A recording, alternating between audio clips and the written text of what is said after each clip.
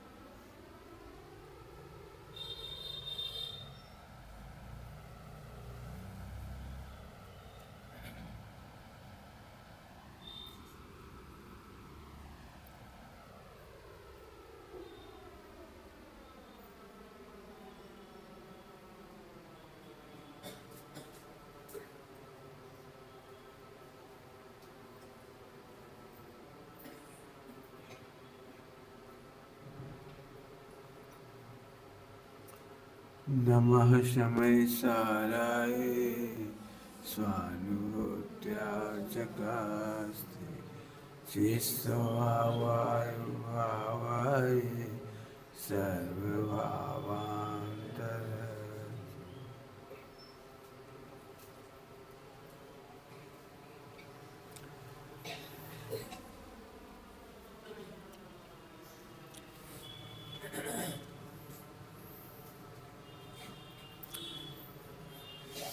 आत्मानुभव ही परम रसायन परमौषधि अरु परमामृत।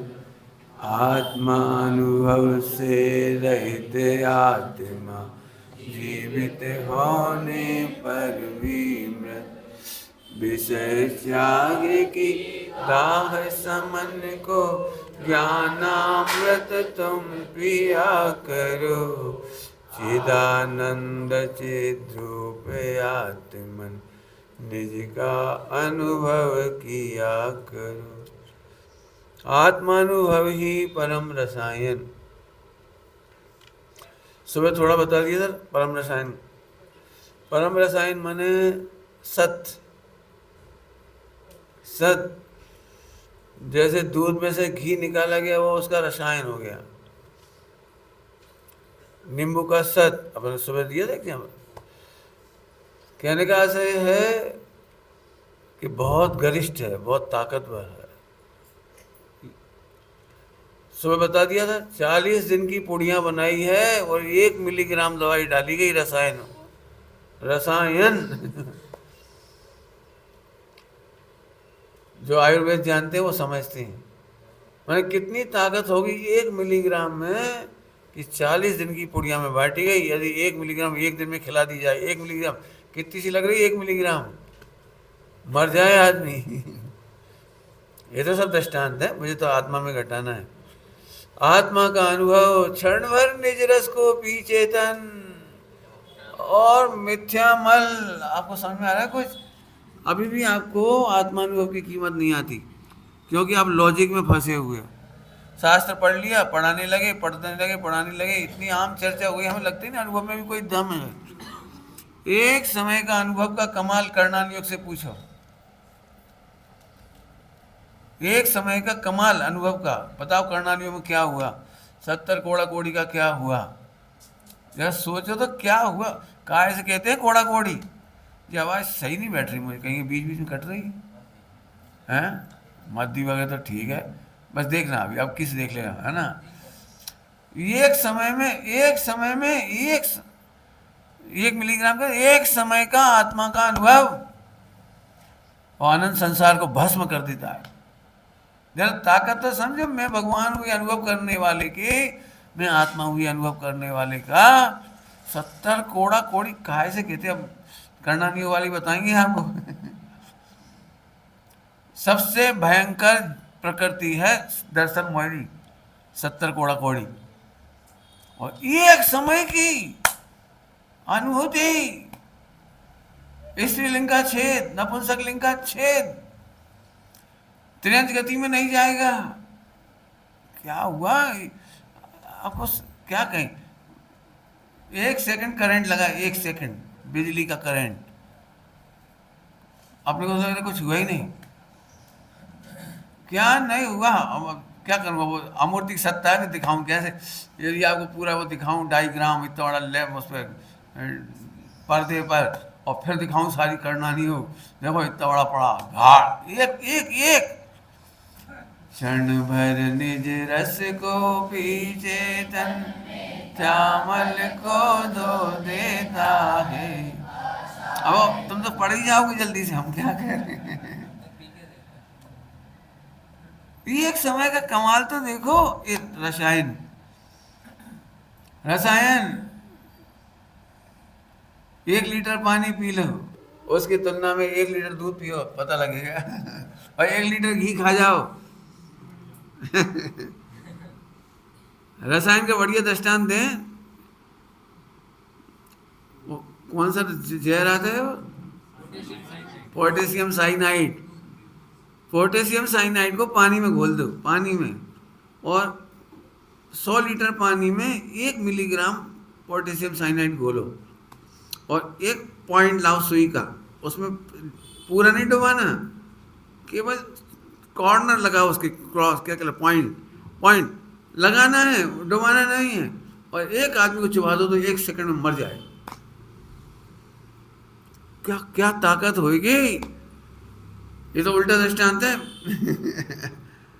आहा, ये अमृत कैसा होगा, आत्मा का अनुभव का अमृत कैसा होगा।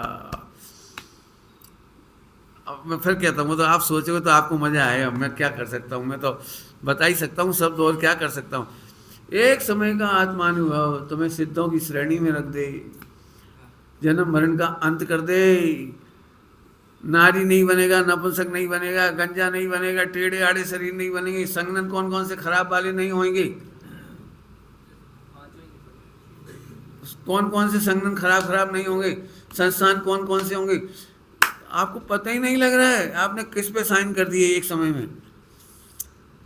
जिस समय हो आत्मदृष्टि, कितनी देर की बात है, 1 घंटे की,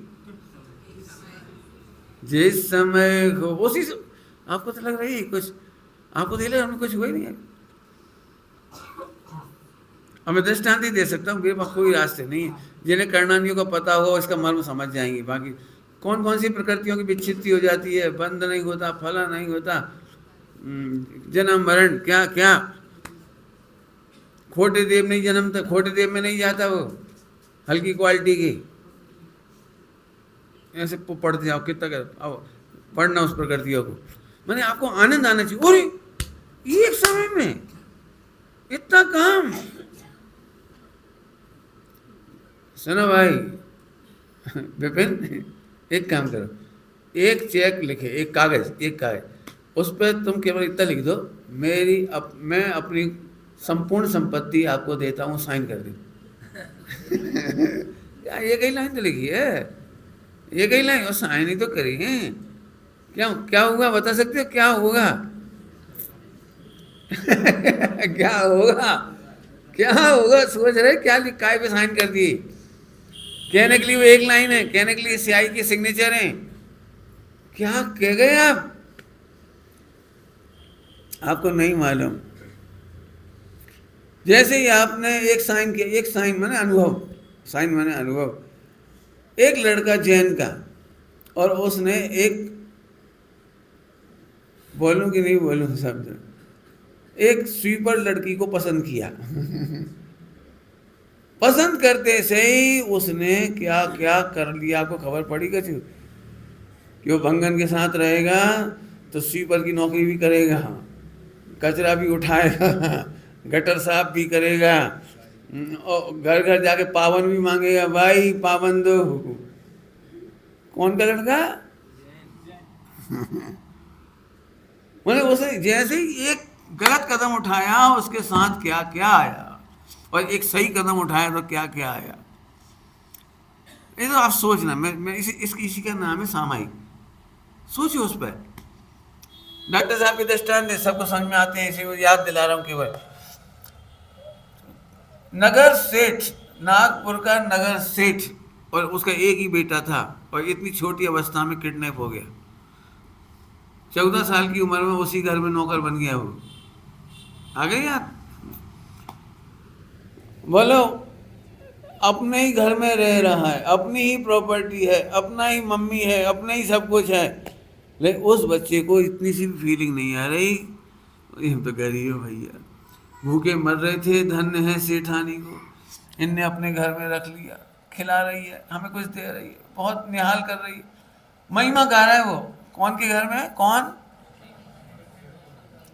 कौन का घर है वो? अब आपको समझ में आया? अभी दूर से देख, हमारे बुंदेलखंड की भाषा में कह रहे, दूर से देख के लला रहा। लला रहा समझते हो? ऐसा घर अपना हो, अपन तो कब बना पाएंगे? इतनी अच्छी कार, इतनी अच्छी थाली, इतने अच्छे गिलास, अब अपने तो कब होंगे? भैया से देख रहे हो। और कौन का है वो सब? कौन का है वो? अब जरा सोचो, जैसे ही सम्यक दर्शन हुआ, मालूम पड़ा, अरे सेठानी ने कहा, बेटा तुम तो हमारे ही बेटा हो, 14 साल पहले तुम्हारा किडनैप हो गया था। समझ गए? पिक्चर देखी कोई एक आध ऐसी, 3 घंटे बाद पहचान लेते हैं वो। एक निशान मिल गया फटी शर्ट में, डॉक्टर साहब कहते हैं शर्ट फट गई और वहाँ एक निशान दिखाई दिया, और सेठानी अभी तक कह रही थी जाने किसका बच्चा है, आप कह रहे हो। वो एक क्षण की अनुभूति में क्या हुआ बता सकते हो? अभी तक लग रहा था ये देख ले यही बहुत है।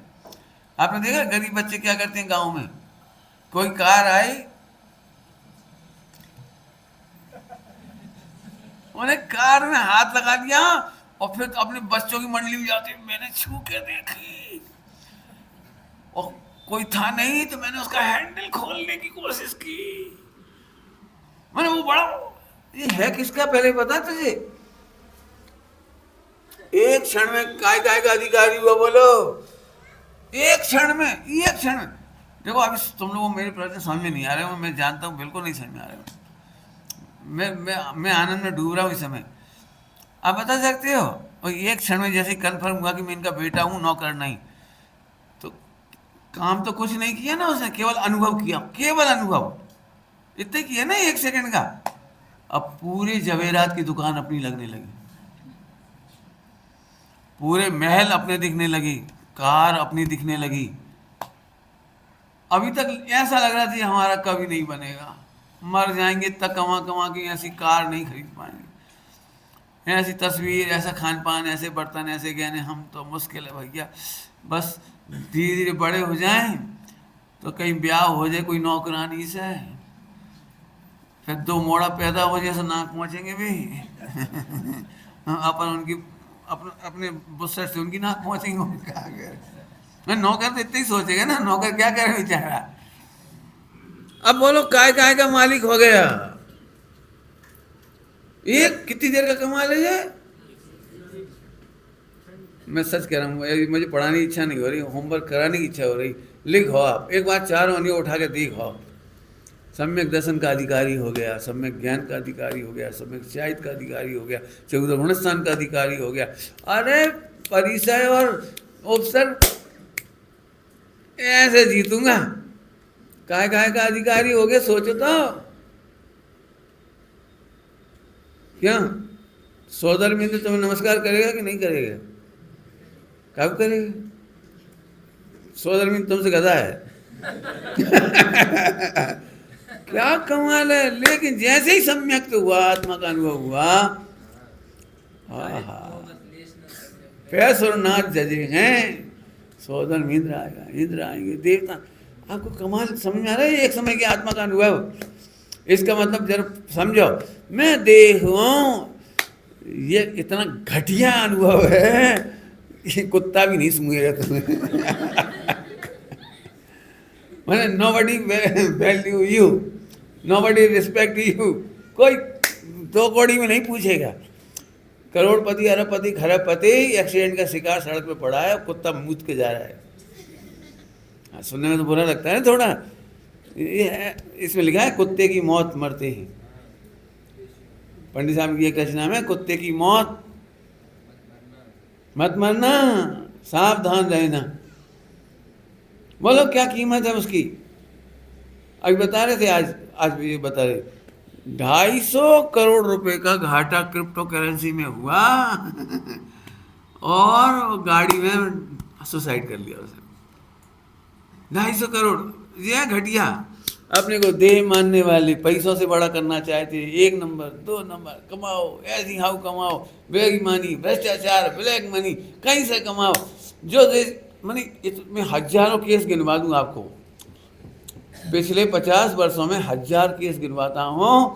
एक के बाद एक फर्जीवाड़ा आ रहा है और आदमी ऐसे ऐसे मिथ्यात के चक्कर में कि पैसे से बड़ा होऊंगा तो ये वाला बिजनेस कर लूँ, इसमें पैसा लगा दूँ। वो एक चिट फंड खुल गई, एक फला खुल गई, वो कितने लूट गई।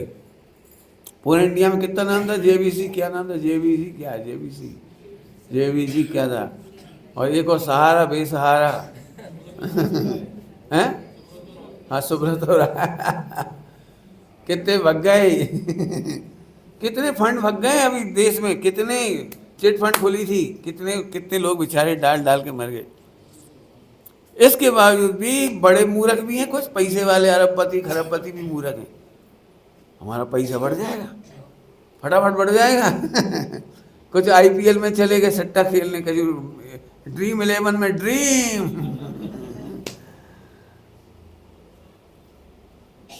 क्या एक की कहानी हो तो बता दो, कौन की कहें।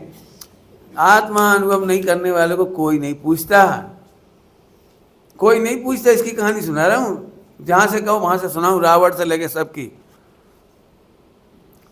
क्या हुआ, वो सबसे बड़ा कलाकार माना जाता था हर्षद मेहता, सबसे बड़ा कलाकार माना जाता था। हमें उस समय पढ़ा रहा था कॉलेज में, मैं उसका पूरा कैरेक्टर जानता मुझे सब रिपोर्ट में खबर है। उस समय मैंने खूब एनालिसिस पढ़ाई उस जमाने में, कॉमर्स की। 35 साल की भी एज नहीं थी, जरा झटका नहीं झेल पाए। पंडित साहब कहते हैं जो पुण्य के उदय में भेद विज्ञान नहीं करते, वे पाप की उदय की एक छोटी सी ठेस बर्दाश्त नहीं कर पाते।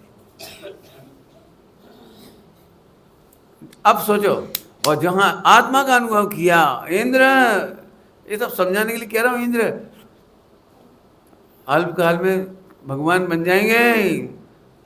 कौन, कर्णानियोग से समझो तो कर्णानियोग से लगाओ। तो इसलिए इसको क्या लिखा है, रसायन, परम रसायन। परम क्यों लिखा, रसायन ही लिख देते। आयुर्वेद में रसायन है, इसलिए यहाँ परम रसायन है। रसायन के फल में जन्म मरण का अभाव नहीं होता। ऐसा दुनिया में कोई रसायन नहीं है आयुर्वेद में जिसके बाद भूख ना लगे, प्यास नहीं लगे, नींद नहीं आए, थकान नहीं आए, हड्डी पसली नहीं टूटे, एक्सीडेंट नहीं होए, मसल की तकलीफ ना होए। ऐसा कोई भी रसायन पूरे वर्ल्ड में नहीं है। और हमारी गारंटी, हमारे रसायन की फुल्ली गारंटी है। यदि तूने आत्मा का अनुभव रूपी परम रसायन चखा तो तेरे अनंत काल जन्म मरण नहीं होगा, भूख प्यास नहीं होगी, पाप के उदय नहीं आएंगे, पुण्य के उदय भी, क्या कह रहा हूँ, हाँ पुण्य के उदय भी नहीं आएंगे। अरे होंगे ही नहीं, सत्ता में आएंगे कहाँ से। पुण्य और पाप समझते हो क्या होता है? अभी तुम लोगों में से लगभग, मैं जैसे समझ रहा हूँ 99% नहीं समझ रहे पुण्य पाप क्या होता है। बताऊँ, तुम बताओगे? मैं बता रहा हूँ, मैं सुना। देखो मैं समझाता हूँ।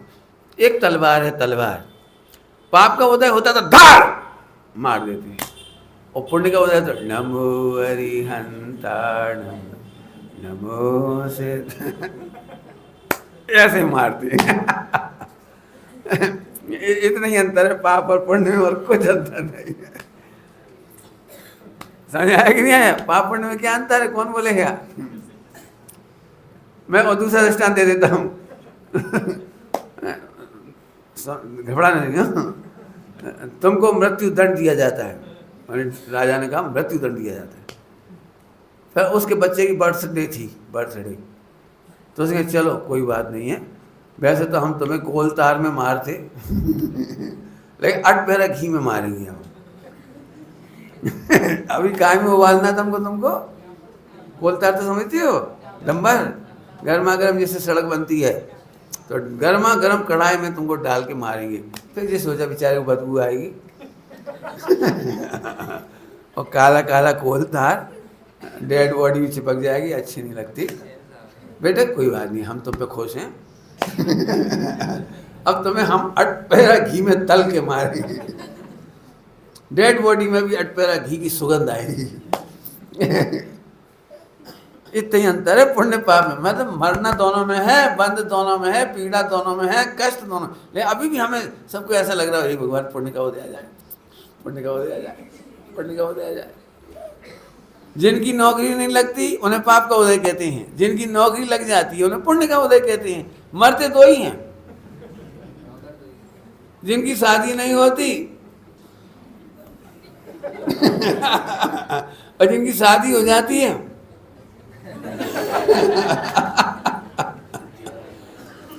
क्या फर्क पड़ा पुण्य पाप के उदय में? वो तो पुण्य पाप का कुछ अंतर ही नहीं है। हाँ देखा मम्मी को क्या फर्क पड़ा, पंखा नहीं चला तो पाप का उदय, और पंखा चल गया तो पुण्य का उदय। और मुनिराज के लिए कुछ नहीं, कहाँ है पंखा, कहाँ है कहाँ? ये समझना, बहुत गंभीरता की बातों को हंसते हुए कह दिया बच्चों के बीच में। खूब शांति से सोचो क्या चाहिए पुण्य के उदय में हमें। मैं आत्मा हूँ, ये विश्व का सबसे बड़ा परम रसायन है, और अनुभव करने के बाद विश्व में क्या क्या नहीं होता हम क्या बता दें आपको। वो फिर कैलकुलेट आपको ही करना पड़ेगा, मैं इतना बता नहीं सकता आपको एक ही लाइन। अद्भुत बात है, अद्भुत। दृष्टांत देने से थोड़े ही सारे किए जा सकते हैं। बोलो भाई, यदि तुमने अब सड़क पे चले जा रहे हो दिल्ली पे मोटरसाइकिल चला रहे, कार चला रहे, और पुलिस वाले ने पकड़ लिया, इधर आ, महाराष्ट्र की गाड़ी पकड़ ली उसने। अब हो सकता है वो तुम्हें रिश्वत मांगे, हो सकता है डंडे मारे, हो सकता है जेल में बंद कर दे, हो सकता है 100 बातें हो सकती हैं, 100। लेकिन अचानक तुम्हारा आई कार्ड देखा उसने, आई कार्ड, उस पर लिखा है तुम द्रौपदी मुर्मू के भतीजे हो दृष्टांत है, कुछ हो मुर्मू के, द्रौपदी मुर्मू, नरेंद्र मोदी के कुछ हो, कहीं किसी का नहीं। देखते उसे करंट लो, अरे भाई साहब जाइए। अब आप काय से बच गए बताएं? 1 सेकंड में जो सही परिचय होने से कितनों से बच गए आपको खबर नहीं है। ऐसे यहाँ पे लगाना। तो परम रसायन क्यों बोला कि ऐसा रसायन नहीं है जिससे भूख प्यास बर्द सर्दी गर्मी बीमारी परमानेंट दूर हो जाए, नहीं है। और आत्मा का अनुभव ऐसा है जिसकी गारंटी है अनंत काल तुम्हें बीमारियां नहीं होंगी, सारी बीमारियां नहीं होंगी। बराबर। औषधि, अब औषधि की चर्चा करेंगे। इसमें अभी नाम क्या लिखा है? परम औषधि। क्या लिखा है इसमें?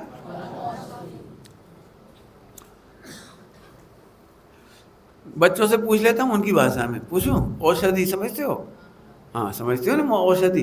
तो एक ऐसी दवाई है, चाहिए तुम्हें? कौन सी? मैं बताता हूँ कैसी। बिना ही याद करे याद हो जाए, पढ़ना ही नहीं पड़े और याद, सुनना भी नहीं पड़े और याद, परीक्षा भी नहीं देना पड़े और पास। और 1 डिग्री नहीं, एक दवाई खाने के बाद 3 लोग 3 काल की सारी विद्याएं, सारा सीए, सारा वो इंजीनियरिंग का ज्ञान जो नहीं पढ़ाया जा रहा उसका भी ज्ञान, जो भूतकाल में पढ़ा के खत्म हो गया उसका भी ज्ञान, और भविष्य में पढ़ाए जाएंगे उसका भी ज्ञान। एक दिन भी किताब नहीं खोलनी पड़ेगी, और एक दिन भी टीचर से नहीं पढ़ना पड़ेगा, एक दिन भी टीचर ऐसे नहीं करेगा, समझ गए? और एक दिन भी रहेगा स्टैंड अप, एक दिन भी कोई नहीं बोलेगा मुर्गा बन, कोई नहीं बोलेगा। 1 सेकंड की दवाई है। बोलो भाई, यदि सही में दे दूं तो कौन कौन को चाहिए? हाँ खड़े करो, दो बच्चों ने, अरे वाह तो सब रेडी हैं पंडित जी। पंडित जी आप तो दवाई दे दो, मुझे पढ़ना नहीं है, मुझे टीचर से बहुत डांट पड़ती है, बहुत आफत है। बेचारे सही कह रहा हूँ, इतनी दया आती इन बच्चों पे। तुम लोग मत सुनना, अभी बच्चों से कह रहा हूँ, यदि इन्हें पढ़ना नहीं होता तो काहे को आते माँ बाप को छोड़ के, अपने गली गलिहारे छोड़ के, अपने दोस्त छोड़ के, अपने भैया बहन को छोड़ के, चाचा चाची को छोड़ के, दादा नानी का सुख छोड़ के, बेचारे सड़ रहे। क्यों कि नहीं पढ़ेंगे तो फिर ब्याह नहीं हुई है, नहीं पढ़ेंगे तो नौकरी नहीं लगेगी, नहीं पढ़ेंगे तो बहुत मुश्किल। काहे की तपस्या कर रहे हैं भी? बोला भाई ईमानदारी से कह रहे, बिल्कुल सच्ची दवाई है हमारे पास। यदि वो एक समय की दवाई खा ली जाए तो अनंत काल नहीं पढ़ना पड़ेगा। तीर्थंकर एक दिन भी पढ़ने नहीं जाते। विशिष्ट ज्ञानी पुरुष किसी से पढ़ने नहीं जाते, उन्हें जाना ही नहीं पड़ता। ये है परम औषधि। दुनिया की ऐसी औषधि हो सकती है कि सुबह खा लो शाम को भूख लगेगी, शाम को खा लो सुबह भूख लगेगी, 1 घंटा पानी पी लोगे तो शाम को प्यास लगेगी। एक बुखार उतरेगा दूसरा बुखार चढ़ जाएगा, एक बीमारी जाएगी दूसरी लग जाएगी। और हम एक ऐसी परम औषधि, परम, जिसके बाद समझ में तो आ जाएगी आपको, कोशिश करना आप, है ना। एक कहानी, एक वो कहावत सुनिए, ना रहेगा बांस, कहावत तो सुनिए ना, उसका मर्म बताता हूँ। आत्मानुशासन ग्रंथ में लिखी है बात। आत्मानुशासन ग्रंथ में अज्ञानी देह के रोग को ही रोग जानते हैं, इसलिए इस रोग को दूर करने का उपाय करती है। सुनाई पड़ा? क्या करते हैं अज्ञानी? देह के रोग को ही रोग जानते हैं, इसलिए वे देह के रोग को दूर करने का उपाय करते हैं। और आत्मज्ञानी ज्ञानी तो देह को ही रोग जानते हैं, इसलिए देह को ही दूर करने का उपाय करते हैं। हाँ भैया, समझ में आया कुछ किसी को? तुम देह को दूर करना चाहते हो या रोग? बोले भाई देह दूर करना है कि रोग दूर करना है आपको? अब आप आत्मज्ञानी नहीं हो, आप यही कहो पंडित जी मेरी ठिकना कद है, थोड़ा बड़ा बॉडी कैसे होगा? पंडित जी थोड़ा दुबला हूँ तो मोटा कैसे होऊंगा, और मोटा हूँ तो दुबला कैसे होऊंगा? अभी सब बच्चों से यदि मिलने बैठ जाओ तो एक एक बच्चा आ जाएगा अपने बताने के लिए, पंडित जी मेरी ये मुझे बिल्कुल सही आ जाए, इसके लिए क्या करूँ? हाइट बढ़ाने के लिए लटकूँ कि क्या करूँ? मेरे दांत ठीक कैसे करूँ? जीवान ठीक कैसे करूँ? थोड़ा देखने में मुझे ऐसा लगता है वो कैसे ठीक हो? सबके पास होगा, अभी मिलने के बाद ज़रूरत है। क्यों भाई तुम्हारे में 6 पैक है? कोई के पास नहीं है, चाहिए? वो 1 सेकंड में आ जाएगी बॉस, वो हमारे पास दवाई है फटाफट। मैंने अक्सर ये देखा है, जब भी हमने देह के रोग की चर्चा करी 10-50 जिज्ञासु फटाफट आ जाती पंडित जी। और मैं भगवान आत्मा की बात करता हूँ, हाँ बहुत तो सही है, वो तो हम भी जानते हैं। समझ आ रही बात? अंतिम पीरियड लिए मैंने कारंजा में तो चलते चलते ही बच्चे मेरे पास आ गए, पंडित जी मेरी ये तकलीफ।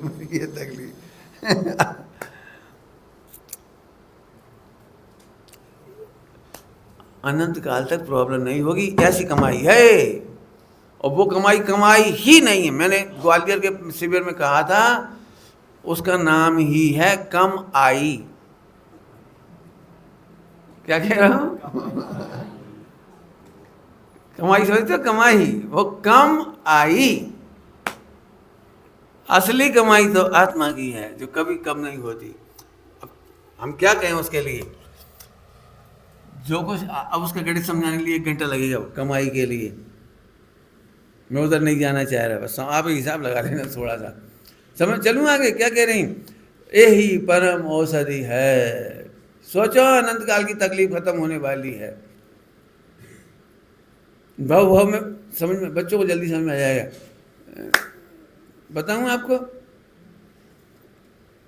आप मेरी बात मान लो, अनंत काल नहीं पढ़ना पड़ेगा। और नहीं तो कितना गलत होगा आपके साथ वो बता रहा हूँ। आप 20-22 साल में डॉक्टर बनोगे और मर गए तो फिर जीरो से खेलो, अगला जन्म होएगा फिर नर्सरी से पढ़ो बेटा। 3 साल की उम्र में ही बच्चा पिटना शुरू कर दे। अपनी उम्र में तो 5-6 साल के बाद पिटता था, आजकल के बच्चे 3 साल में ही पिटा, ये नहीं लिख पा रहा, अम्मा के लिए ये लिखना सरल है, और उस बेचारी तो उसकी कलाई तो देखो बेचारे की, इतनी नन्ही कलाई 3 साल के बच्चे की, कोमल कोमल बेचारे को कांपते हैं उसके हाथ लिखने में, लेकिन नहीं पिटता बेचारा, क्या करे। तो बोल कितनी बार पढ़ना है? अनंत बार पढ़ना है, बोलो। हर बार मरकर नर्सरी से शुरू, 20-22 साल में डॉक्टर, फिर मर गए, फिर नर्सरी से शुरू फिर इंजीनियर बन गए अगली बार, फिर मर गए।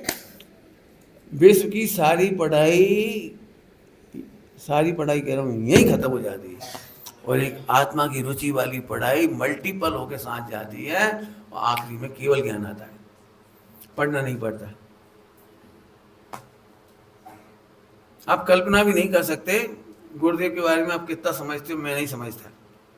क्या समझते हो ना, सबकी अपनी अपनी समझ है, सबको लगता है हम समझते हैं, आप भी समझते ही हैं, लेकिन मुझे जो दिखाई दे रहा है उसे कहूँ, सुनोगे गुरुदेव के बारे में? गुरुदेव श्री ऐसे महापुरुष थे जिन्होंने किसी से समझदार पढ़ा नहीं है, उन्होंने सारे विश्व को समझदार पढ़ाया। अभी समझ में कुछ नहीं आया होगा आपको अभी भी। आप कल्पना करो, गुरुदेव के समय, गुरुदेव 6वीं पास थे, उन्होंने संस्कृत नहीं सीखी थी, प्राकृत नहीं सीखी थी, नय चक्र नहीं सीखा था। आज अपन जो पढ़ रहे हैं ना, डॉक्टर साहब ने व्यवस्थित नय चक्र लिखा, क्रमबद्ध पर्याय लिखी, और 5-5 साल हमें खूब शिविर लगाए गए और खूब पढ़ाया गया। इसके बावजूद भी हम वो मर्म उद्घाटन नहीं कर पा रहे सब विद्वान मिलकर के। गुरुदेव के समय में सबसे बढ़िया टॉप विद्वान थे बनारस, वो कैलाश चंद जी, फूलचंद जी, एक से एक बढ़िया बढ़िया विद्वान, जगन मोहन लाल जी, एक से एक टॉपर विद्वान थे, टॉप प्रसिद्ध। और वे सोनगढ़ में जाके ऐसे हाथ जोड़ते, अरे ये तो हमने सुना ही नहीं, 7 तत्व की बात कह रहा हूँ। आप कल्पना कर सकते हो, आज अपना बच्चा 7 तत्व की बात कर लेता है, विद्वान अच्छी चर्चा कर लेती। और कैलाश चंद जी जो कि विद्वानों के प्राचार्य थे बनारस में, और गुरुदेव के सामने हाथ जोड़कर खड़े होकर बोले, अभी तक हम 7 तत्व के नाम पर नाव का मोक्ष कराते थे। मुझे भी अच्छी तरह से याद है, मैंने ही प्रवचन सुने उन दिनों जब नाव बना के दिखाई जाती थी एक छेद हो गया, आश्रम बंद हो गया, संबर ने छेद बंद कर दो और पानी निकल गया, सब मोक्ष हो गया। इसके बाद नहीं बताते थे कोई, मुझे भी ऐसे ही लगता था कि नाव का ही मोक्ष होता है लेकिन उनने ये बात कही। आपको समझ में आ रहा है कुछ? मैं इतना आनंद से बोल रहा हूँ, गुरुदेव ने नए चक्र नहीं पढ़ा था, नए चक्र तो अव्यवस्थित लिखा गया। जिनको भी पढ़ने में अच्छा लग रहा है नए चक्र, वो डॉक्टर साहब का लिखा हुआ नए चक्र पढ़ रहे हैं आप, डॉक्टर साहब के पहले का नए चक्र पढ़ो जो पता लगेगा। जितनी चीज़ें आप पढ़ रहे, द्रगुण पर्याय 47 शक्ति जो कुछ भी, वो गुरुदेव के सिवा कोई नहीं। और गुरुदेव ने पढ़ी किससे, मेरा प्रश्न ये है। अब जरा सोचो, गुरुदेव श्री पूर्व से ऐसा संस्कार लेकर आए तो पढ़ना नहीं पड़ा, पढ़ाने लगे, तो जो सम्यक दर्शन ज्ञान चाहिए लेकर जाए उसे जिंदगी में कभी गुरु नहीं बनाना पड़ता, बिना पढ़ाए सारा ज्ञान आ जाता है। और विश्व की, हाँ क्या बोलते हो, विश्व नेतारम नेतारम भेदतारम कर्म वो, आ गया समझ में आई? दूसरी लाइन की विचार करना। परम औषधि माने जिसके बाद सचमुच कुछ नहीं। और अब है परमामृत। एक होता है अमृत और एक होता है परमामृत। क्या क्या होता है? अमृत। विश्व में अमृत तो कोई ने देखा नहीं, हमने केवल ग्रंथों में सुना है कि देवगति के देवों के कंठ से अमृत झरता है ना, इतना पता है सबको। लेकिन अमृत झरने पर भी मर तो गए भी इसका मतलब अमृत कहने का ही नाम है, कहने का ही नाम है। अमृत पीने के बाद तो मरना नहीं चाहिए ना, इसलिए उस अमृत का निषेध करने के लिए इसको परमामृत लिखा है। सुनाओ, यह परमामृत जन्म जरामृत रोग निवारण, ये ऐसा परमामृत है। आत्मज्ञान स्वानुभव ऐसा परमामृत है, फिर सचमुच अनंत काल तक मरण नहीं होगा। बात समझ में आ रही?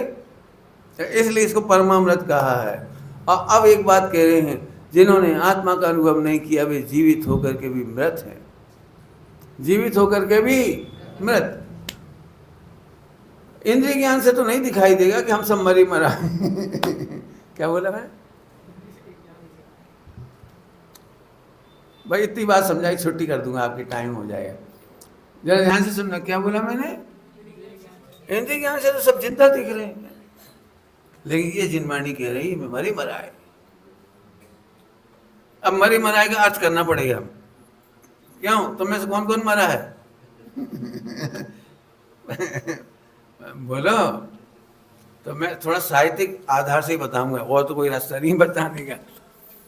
समाधि विवरण में लिखा है, मुए संग बहुत मरी। मुए, मुए के संग मुए, समझे? समाधि के पाठ में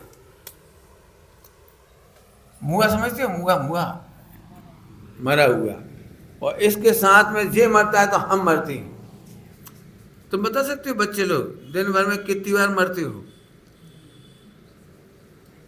देखो मैं बताता हूँ, याद नहीं तो मैं बताता हूँ। यदि कोई गाड़ी तेज चला, मरना है क्या? यदि वो ऊपर मुंडेर हो ना, उस पर कोई खड़ा हो जाए, मरना है क्या? घर में तुमने जरा पकौड़ी मकोड़ी 2 4 से 10 घान खा लिए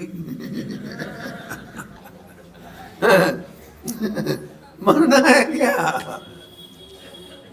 अब तो याद है कितनी बार मरने की बातें सुनना पड़ती है। अब देखो आ गई, याद आ गई। अब तक तीसरा रेफरेंस देता हूं, यो भाव कर्म या भाव मरण सदियों से करता। याद तो आ गई होगी। अब थोड़ी साहित्य, अब साहित्य की अंतिम बात कह रहा हूं, अंतिम साहित्य की। जो मुस्कुराए ही नहीं वो मरा ही तो है, जो खुश नहीं है वो मरा ही तो है, खुश नहीं है तो। साहित्य यदि पढ़ोगे, फिल्मी गाने सुनोगे तो उनमें सैड सॉन्ग मिलेंगे आपको, सैड सॉन्ग। मैं अपनी डेड बॉडी को अपनी सलीब पर लटका हुआ हूँ, ढो रहा हूँ, जीते जी मर गया हूँ, है सुने? मरने का मतलब है जैसी वैल्यू है वैसा जीवन नहीं होना। आप सब सिद्ध के समान हो, और सिद्ध हो जैसे नहीं जी रहे, इसका नाम है मरना। आप अपने पिताजी को पिताजी नहीं समझते, इसका नाम है पिताजी का मरना। आप पिताजी को पिताजी नहीं समझते, समझ गए ना? आप जैन हो, जैन जैसे नहीं जीते हो, तो ये है आपके लिए मरना। ब्रह्मचारी ब्रह्मचारी जैसा नहीं हो तो ये काहे के ब्रह्मचारी? बोलो, तुम में से कोई लड़का डॉक्टर बन जाए, डॉक्टर, और तुम घर गए बढ़िया, अम्मा के पैर छुए दादी नानी के, तो दादी बड़ी खुश हुई, अरे बेटा तुम डॉक्टर बन गए, बहुत बढ़िया। हम वहाँ देखी अब तुम नहीं देख पाए, अम्मा हॉस्पिटल चला काय के लिए बेटा? तुम डॉक्टर हो तो सही। नहीं अम्मा, वो खून लेंगे तुम्हारा, वो जांच पड़ताल होगी, मेडिकल चेकअप, फिर उसमें से रिपोर्ट आएगी, फिर हम 3 दिन बाद बताएंगे आपको क्या बीमारी हुई। तो पुरानी अम्मा जी कहेगी, काहे को डॉक्टर है, तुमसे ज्यादा तो हम ही समझाते। मैं कहने मतलब है कि जब तुम अपनी दादी नानी का हाथ देख के नहीं बता सकते, आंख देख के नहीं बता सकते, उनको चेहरा देख के नहीं बता सकते क्या बीमारी है, तो काहे की डॉक्टर? ऐसी काहे की आत्मा जो सिद्ध के समान नहीं मुस्कुराए, सिद्ध के समान नहीं जिए, वो काहे का? वो तो डेड बॉडी ढो रहा है। क्या कह रहा हूं, क्या बोला?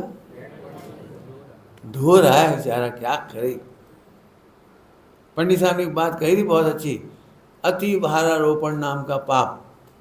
तो एक अति भारारोपण तो आप समझ गए होंगे सब लोग, 100 रुपये दे करके 150 का काम कराना अति भारारोपण बर्तन वाली बाई से कहा, भाई कच्चू है ही नहीं, हम 2 जने हैं, ज़्यादा काम है ही नहीं हमारे घर में, बर्तन ही नहीं है ज़्यादा, 10-15 सुबह 10-15 शाम के, इतने ही। और बाई ने जब नौकरी पक्की कर ली 500 रुपये में, फिर देखो बर्तन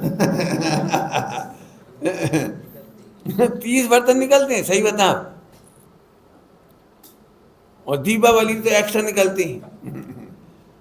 हर सेठानी की इच्छा होती है कि बर्तन वाली भाई आज दिन भर यहीं रुक जाए, भाई पूरे झाड़ू पोंछा कर दे, पूरे बर्तन भी मांज दे, पूरे ये पोंछ भी दे, और पोंछा भी लगा जाए, और सब काम कर जाए।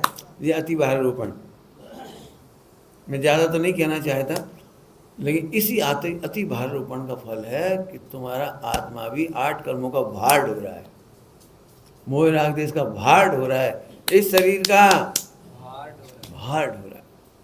पंडित साहब यहाँ से घटाया, आत्मा निर्भर है, पता है आत्मा का भार कितना है? आत्मा कितना वजन है आत्मा का? आत्मा परम निर्भर तत्व है, और जड़ मुर्दे का भार ढो रहा है। क्यों? यदि हम तुमसे कहते हैं एक डेड बॉडी लेके घूमना है तुम्हें, कैसा लगेगा? बोलो बेटे, ढोगे? बोलो, एक डेड बॉडी दे दे, ढो, उसी के संग खाओ उसी के संग पियो, उसी के संग सो, कैसा लगेगा? अब जरा सोचो, जो आत्मा सिद्धालय में रहना चाहिए वो एक डेड बॉडी लिए घूमता रहता है। कितनी डेड बॉडी है बताओगे कोई बच्चे लोग? साइंस पढ़ने वाले, बायोलॉजी पढ़ने वाले, कितनी डेड बॉडी है? बोलो भाई, बोलो कितनी? कोई सुन के मत बोलो, अपनी आइडिया से बोलो, कितनी है? आपको पता है? एक एक सेल्स एक एक जीव होता है, एक एक कोशिका जीव होते हैं, जीव, उनका ढेर है ये मुर्दों का, ये मुर्दों का ढेर है। इसमें प्रति क्षण सेल्स मरती हैं, नई नई सेल्स बनती हैं, पुरानी सेल्स मरती हैं, नई सेल्स बनती हैं, मुर्दों का क्या कहते हैं, ढोए रही। अब बोलो भाई, मजदूर बनना है कि भगवान बनना है? अब बोलो, यहाँ तो बोले ही तो कम से कम अभी यहाँ से बोल रहे भगवान। पंडित जी अब घर ध्यान दो मजदूरी करेंगे पंडित साहब की रचना है बहुत अच्छी। ऐसी गलती जीवन में कितनी बार करोगे। सही कह रहे बेटा, अगले जन्म में पढ़ना नहीं पड़ेगा तुम्हें नर्सरी से कितने जन्म हो गए हमारी पढ़ाई पढ़ाई पढ़ाई पढ़ाई, और हर बार पढ़ाई के नाम पे पिटाई। यदि पढ़ाई नहीं होती तो हम में से कोई गधा नहीं होता। जल्दी कह गए, समझ में आई गई? एक ही समय अपने को एक गधा नाम का सुशोभित करने वाला मिलता है, उच्चारण अम्मा से, टीचर से, गधे कहीं की नहीं तो वैसे देखा जाए पढ़ाई नहीं होती तो कभी गधे नहीं कहलाती, फिर तो राजा बेटा थे ही। एक पढ़ाई के चक्कर में वो क्या मिलता है इस पढ़ाई में, तो मुझे नहीं समझा। फिर कह रहा हूँ, अनंत जन्म में अनंत बार नर्सरी, अनंत बार ठुकाई, अनंत बार फिर पढ़ाई, और जैसे जैसे पढ़ के आई थोड़ी कमाई, पूरी दवाई, फिर विदाई, फिर नर्सरी एक चक्र बनाओ, चक्र समझ गए? एक चक्र बनाओ, चक्र समझ, साइकिल भाई वहीं आ गई गाड़ी हर बार। मेरे को तो यही मेरे को तो बिल्कुल इच्छा नहीं है अगले जन्म में पढ़ने की। मैं तो अपनी बात कह रहा हूँ, मैं तो बिल्कुल, मैंने बहुत सोच के निकला हूँ। सारा जगत मेरा साथ नहीं दे, सारा जगत मेरा विरोधी हो जाए, सारा सब हो जाए, मेरी इतनी साधना है कि मैं आत्मा हूँ, मुस्कुराऊंगा, बस मुस्कुराऊंगा। मुझे मेरा दूसरा ठेका नहीं। मुझे दिन भर विचार आते ही, विचार तो आते ही, सब में शिखर जी बन गया, नहीं चला तो बस चला। अब पंचकल्याण बिगड़ गया, बिगड़ गया, हम कर लिए, वो कोई साथ नहीं देगा, भाग लेंगे वहां से, क्या करेंगे अपन ने कौन सा रोने को जन्म लिया है। काम बिगड़ जाएगा तो कोई नहीं होगा आगे भाग्यशाली, नहीं होगी इनकी योग्यता। हमारा क्या ले, पहले ही दिन से फुर्सत है, पहले ही दिन से मस्त रहो, बस मस्त रहो। लोग बुराई करते हैं, हम सुन के आनंद करते हैं, हम ठीक है तुम्हारी ऐसी योग्यता है, हम कहा करें। कुल मिला के मजे कर रहा हूँ, दिन में विचार चलता रहता है, इसलिए मैंने आपको बता दिया। बहुत मजे करता हूँ, बहुत मजे। बोलो भाई, अगले जन्म में कौन कौन को पढ़ाई नर्सरी से करनी है अनंत भव तक? पक्का? हाथ मिला। हाँ, एक ने मिलाया हाथ, दो ने मिला के, बहुत बढ़िया, बिल्कुल रेडी है, हाँ रेडी। रियल कह रहा हूँ, रियल, मजाक नहीं कर रहा हूँ। मैं आपको वो विधि बताऊंगा जिसमें सचमुच नहीं पढ़ना पड़ेगा। और अभी तो जो पढ़ रहे हो वो तो बहुत गधों की पढ़ाई है, ढोर। मैं सच्ची कह रहा हूँ, आपको पढ़ना हो, जिसको जो बात मैंने कही वो पढ़ना हो, तो एक मेरे पास पुस्तक है शिक्षा मंथन, पढ़ के देखो। कितना बड़ा बेवकूफ़ बनाने का विज्ञान चल रहा है इस समय। एक एक बच्चे की पढ़ाई पे करोड़ करोड़ रुपए खर्च हो रहे हैं। कल आज सुबह कौन बता रहा था, 45,000 में तुम्हारी पूरी पढ़ाई हो गई थी, और 45,000 नर्सरी की फीस। कोई कह रहा था सुबह, तुम कह रहे थे ये कह रहा था 45,000 में तो हमारी एक साल की फीस थी इंजीनियरिंग का की, जिसकी भी, हाँ इंजीनियरिंग की 45,000 की एक साल की, और अब 45,000 की नर्सरी पप्पू ले जाता है वो। और फिर भी अभी सब पूरा जैस, देखो एक बात आ रही है, सभी लोग कह रहे हैं मेरे से, समय तो हो गया, लेकिन एक बात में, पंडित जी जैन धर्म का क्या होगा? मैंने कहा नहीं, सत्यानाश होगा, और क्या होगा। बोले ऐसी कैसी बात कर रहे, आप तो बताओ कैसे बचाएं जैन धर्म को,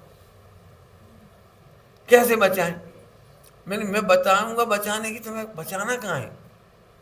कारंजा में 40% मुसलमान हैं आज, और उनके 8-8, 10-10 बच्चे हैं, तेजी से फैल रहे। अजमेर में जैनों की संख्या घट गई, हिंदुओं की संख्या घट गई, अजमेर में मुसलमानों की संख्या दिनों दिन बढ़ रही। अब मैं तुमसे कहूँगा 4 बच्चे कर लो, हाँ, तुम कर लो, तुम कर लो, हाँ हाँ नहीं कहे पंडित जी, एक एक मोड़ा पढ़ावे में 1 करोड़ लग जाए, तो मत पढ़ाओ ना 1 करोड़ को, सरस्वती मंदिर में पढ़ा लो। कहाँ वहाँ पढ़ा है 1-1 लाख की फीस वाले में, सस्ती पढ़ाई करा लो। अभी भी हिंदुस्तान में ऐसे स्कूल हैं जो गवर्नमेंट से वो नहीं लेते, और उनका बच्चा अमेरिका जाता है। अहमदाबाद में है स्कूल गुरुकुल पद्धति का, गुरुकुल पद्धति का, उनका लड़का घोड़सवारी कर सकता है, मलखंभ पे चढ़ सकता है, उनका तीरंदाजी कर सकता है, इंग्लिश मैथ केमिस्ट्री में टॉप करते हैं उनके लड़के।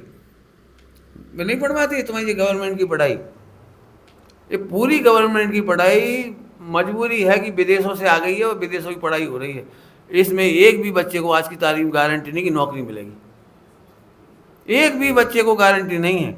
और हर मम्मी पापा इस आशा से अपने गहने बेच रहे, खेत बेच रहे, जमीन बेच रहे, बेटा तू किसी तरह से बंसल कोचिंग में पढ़ ले। बंसल कोचिंग अमीर हो गया,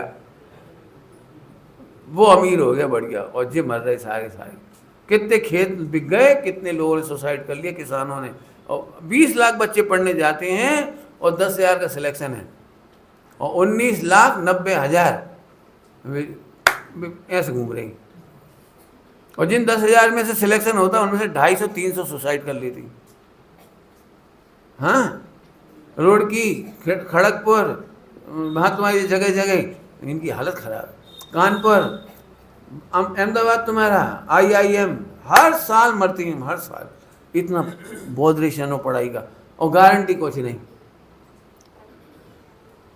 हमारे हिसाब से तो बिल्कुल मेरा बस चला, जैन समाज साथ नहीं देती। दिक्कत ये है, आज समन बस स्वामी को साथ मिला तो 125 साल से काम करके दिखाया उन्होंने। यदि कारंजा आज मुसलमानों से बचा हुआ है तो हमारे समन बस स्वामी की वजह से बचा हुआ है। उन्होंने कितने इतने सालों में, 100 सालों में कितने जैनों को, हिंदुओं को बचा के रखा हुआ है, आप कल्पना नहीं कर सकते। उनकी संख्या बढ़ रही, हमारे बच्चे क्योंकि 1 लाख लगे, 1 करोड़ लग जाएगा। अच्छा सस्ती पढ़ाई कराओ ना। और मैं एक बात कहता हूँ, हमें नौकरी करवाना क्यों है? आपको पता है जब तक ये अंग्रेज पद्धति नहीं आई थी पढ़ाई की, आज 95% बेरोजगारी है। और जब ये पद्धति नहीं आई थी अंग्रेजों की, 100% रोजगार था भारत में। है कोई को विश्वास? 100% रोजगार था, 100% कह रहा हूँ। मेरी नानी विधवा थी, 8 बच्चे थे उनके पास। नानी विधवा हुई थी, 8 बच्चे थे, अनपढ़ थी, अंगूठा छाप, कुछ नहीं जानती थी। उन्होंने अकेले दम पे 8 बच्चे पाल लिए, शादी कर दी, सबको पढ़ा लिखा दिया, सबको शास्त्री बना दिया, बड़ा कर दिया, सब कर दिया। वो उन्होंने कैसे कर लिया? अभी तो एक डॉक्टर से यदि फेल हो जाए कि कोई और दूसरा बिजनेस करो तो नहीं कर सकता। अरे इंजीनियर से कहो भैया, मैं बताऊँ, एक इंजीनियर से ज़्यादा ये कमाता है जो बाइंडिंग करता है मोटर की, वो ज़्यादा कमाता है। मोटरसाइकिल सुधारता नहीं, उससे ज़्यादा कमाता है, लेकिन उसके कपड़े गंदे दिखते हैं बस। एक मैं फिर कह रहा हूँ 100% रोजगार था। क्यों? कुमार का लड़का कुमार का ही काम करता था, रोजगार था। धोबी का लड़का धोबी कर लेता था। मेरे पिताजी मशीन सुधारते थे, घड़ी की, घड़ी सुधारते, घड़ी बेचते थे, हम लोगों ने घड़ी सुधारना सीख लिया, रोजगार हो गया। क्या कठिन काम था। लेकिन अब हमने सोच लिया 1 करोड़ लग गए पंडित जी, अब 1 करोड़ का क्लिनिक खोलेंगे, 2 करोड़, और फिर कम से कम 1-1 लाख की फीस देंगे, वो वेतन देंगे डॉक्टरों को, वार्ड बॉय को, फला को, और 3 करोड़। पंडित जी अब ब्याज तो निकालना ही पड़ेगा। करो बेटा डेड बॉडी भर्ती। खैचे जाओ बेल, और क्या करे बताओ। मेरी इच्छा, सही कह रहे हैं, इन बच्चों पर दया आती। 3 साल के बच्चे से लेके इनका दर्दनाक दौर से चालू होता है। एक जमाना था जब हम कहते थे माँ बेटे का बेरा नहीं करा, आज पढ़ा ही नहीं, माँ बेटे का बेरा करा दिया। इन्हें पिता की छाया कब मिलेगी, इन्हें भाइयों का प्रेम कब मिलेगा? पूरे देश के प्रति कह रहा हूँ, बहुत पीड़ा है अंदर से। पढ़ लेना आप शिक्षा मंथन, मेरा तो बस चला तो मैं पूरी शिक्षा प्रणाली अलग बिल्कुल दिमाग में है, और बहुत सरल है, बहुत सरल, बहुत सरल है, बहुत ही सरल। करेंगे कभी बात, अभी तो परमामृत पियो। ओम नमः शिवाय।